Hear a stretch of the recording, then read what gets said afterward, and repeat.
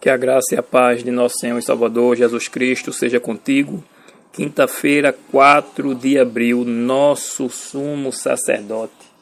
Hebreus capítulo 4, versos 15 e 16. Porque não temos sumo sacerdote que não possa compadecer-se das nossas fraquezas.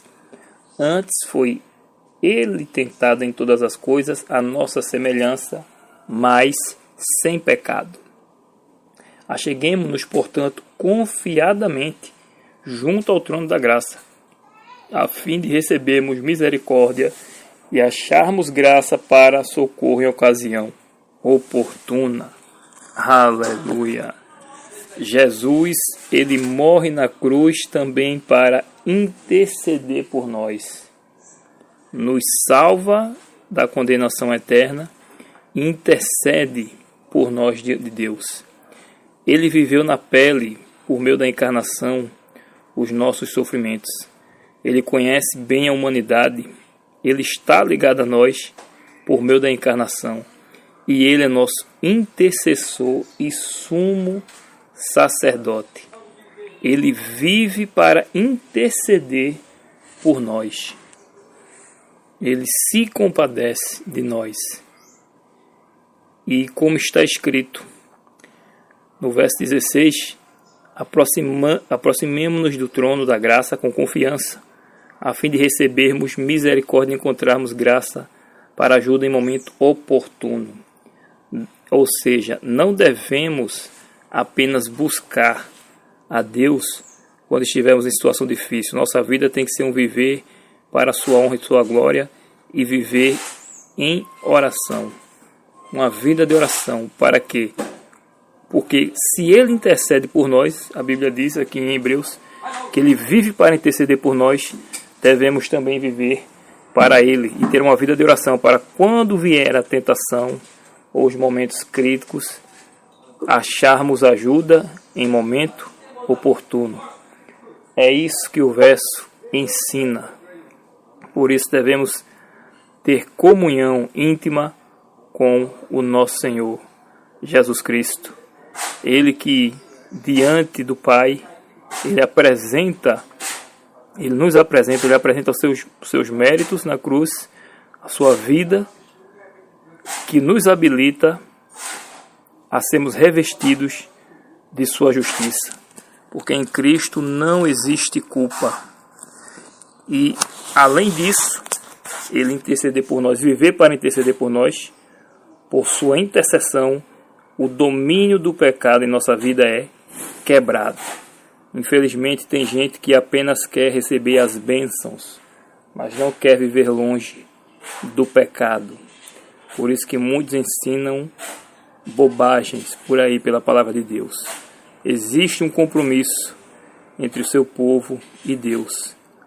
E aqueles que entregam a vida a Ele e têm realmente comunhão com Ele, então por meio da sua intercessão, o domínio do pecado é quebrado, as correntes que nos prendiam são soltas e somos libertos do pecado.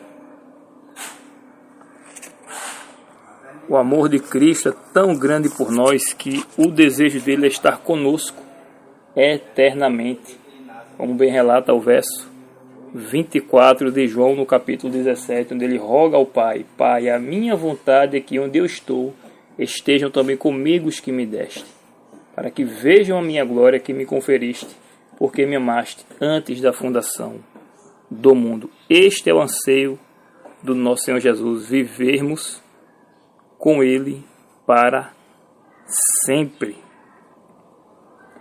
E no verso 26, eu lhes fiz conhecer o teu nome e ainda o farei conhecer, a fim de que o amor com que me amaste esteja neles e eu neles esteja.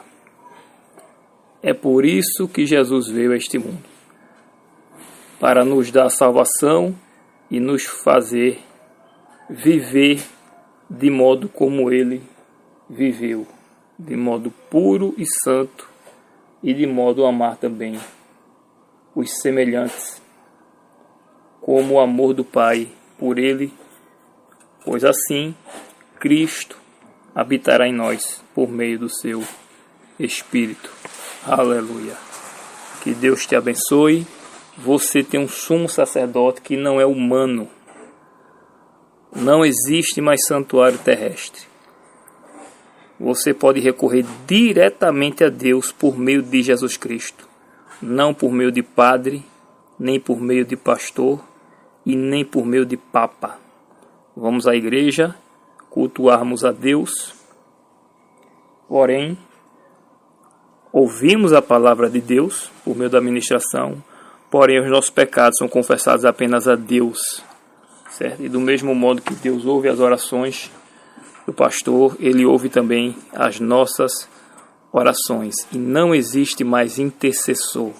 Aquele intercessor era apenas um meio simbólico que representava também a Jesus Cristo, ao que Ele faria por nós no futuro.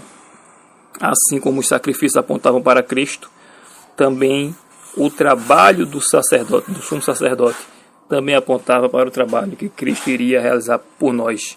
Em nenhum momento sacerdote nenhum poderia salvar ninguém. Mas hoje, Cristo é o nosso sumo sacerdote e só a Ele devemos recorrer. Não existe recorrer a nenhum outro. Nem a Maria, nem a Pedro, nem a José, nem a João, até porque eles não estão no céu. Eles estão no pó da terra, esperando a ressurreição da vida. E muito menos recorrer a padre ou a papa.